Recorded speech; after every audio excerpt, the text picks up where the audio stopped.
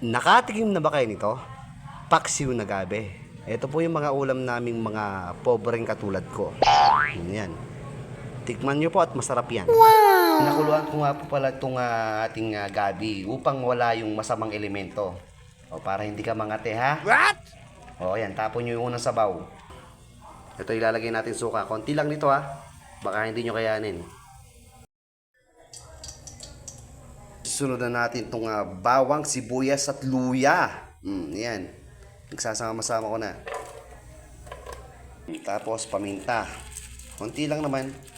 Sunod na natin itong gabi na pinakuluan natin kanina. Tapos sinanapon natin yung unang sabaw. Okay. Lagyan natin ng konting asin. Pampalasa. Maglalagay nga pala tayo ng sahog dyan. Ayan o. Hipon. Ay.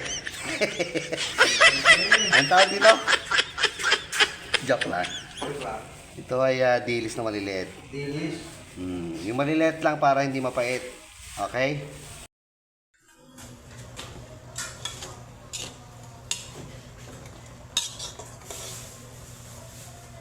Mura yung pagkakapula. Okay, ano? Kuling ka lang. Apat na piraso. Okay. Luto na po ang ating paksiw na gabi.